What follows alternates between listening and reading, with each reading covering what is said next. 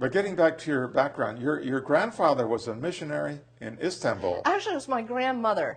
And I hope that didn't show up as a typo in the book. But I would think that I would have caught it. But in any event, yeah, it was my grandmother who was the missionary. And the interesting thing about that is that here I had spent many, many years writing this book on missionaries in Latin America. Thy Will Be Done is about missionaries and oil companies. And during the whole time I was working on this, I never knew that my grandmother was a missionary to Istanbul. All I knew was that she had taught at a school in what was then called Constantinople. That's what it was known in those days.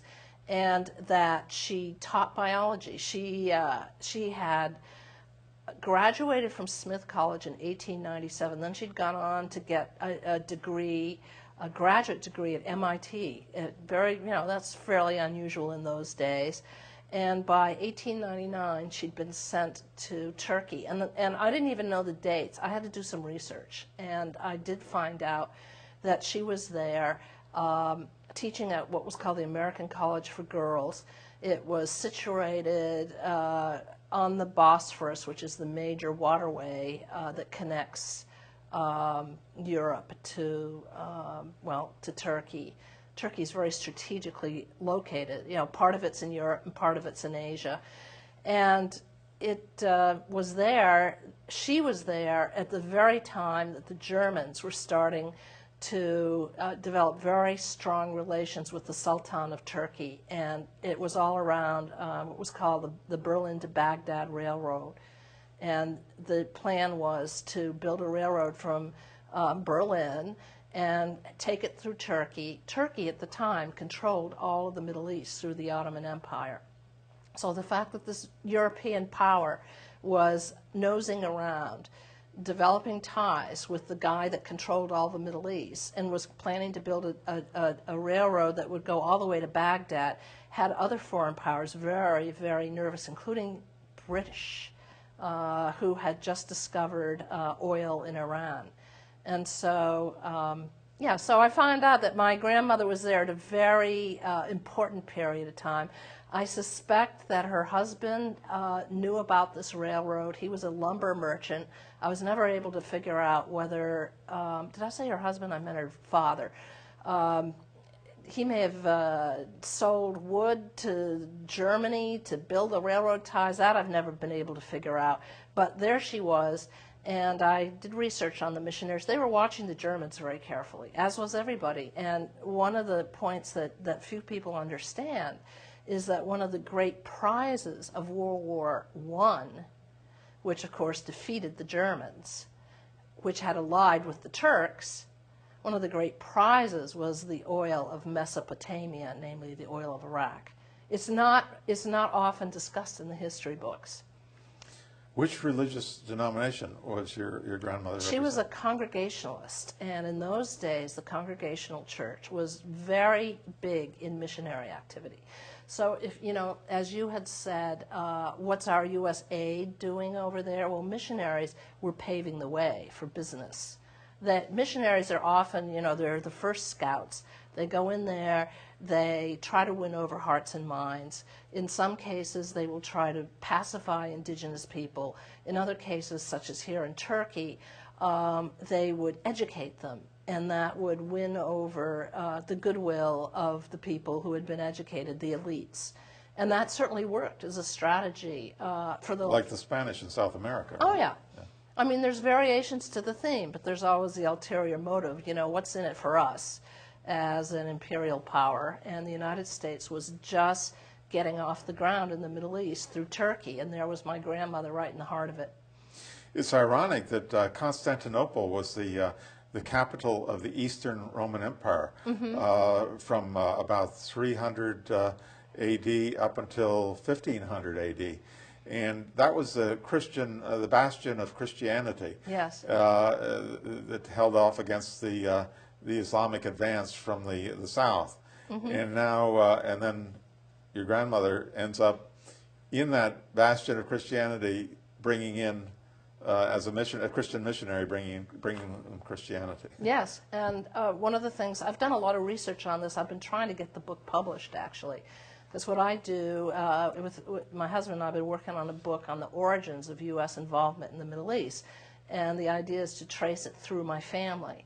And so, lo and behold, what do I find out? That not only were the Germans coming in big time, but as I said, the Americans were. These were two relatively younger nation states. The British were already well established in that part of the world, as were the Russians, and they were competing against each other. But oil was really coming to the fore as the major fuel of the military, something people tend to forget also. The military, any military, is the largest consumer of oil. So it was, I think it was around 1908 when Churchill, who was at the time First Lord of the Admiralty, which means that he controlled the Navy, he ran the British Navy, he had learned that oil was cheaper and more efficient in moving warships around. And here the Germans are coming on strong. So what he did is he converted the British Navy from coal to oil. And this was to have huge ramifications because Britain had plentiful quantities of coal, but it didn't have any oil. So he knew that when he was going to make the transfer, as he said, we are going to have to fight this battle on, what did he say, on a sea of war, I believe. He knew that because Britain had no oil supplies of its own, it would have to go out and conquer. And so you've got to look at Britain's role in World War I. The whole point about people like Lawrence of Arabia, what was that all about? It was about the British sending in, its sort of colonial experts, its Arabists, Lawrence being one of them, to work with the Arabs in the Eastern Mediterranean region and all part of the Ottoman Empire to battle with the Turks. And so you'll see how the British achieved their objectives. They weakened the Ottoman Empire. They got their hold over Mesopotamia. And then the Americans eventually come in and cut a deal with the oil of Iraq. And out of that had a holding in a pipeline that ran from Iraq, and it branched off. And because the British and the French couldn't agree, who was going to control the pipeline in entirety. So what happened after World War I is that the British controlled one part of the swath of territory that connects Iraq with the Mediterranean Sea, and that included Haifa, Palestine. So the British controlled Palestine, and the French controlled Syria and Lebanon.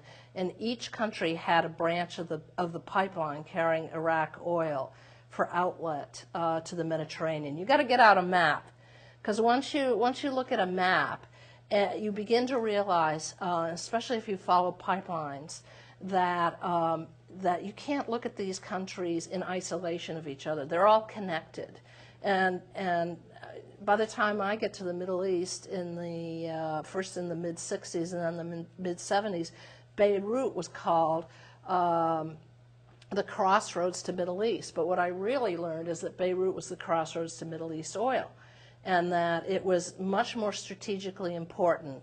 Both Beirut and Palestine, which then became Israel, were terminal points of pipeline routes. My father was involved in this too. That's another reason why I became very sort of keyed into this.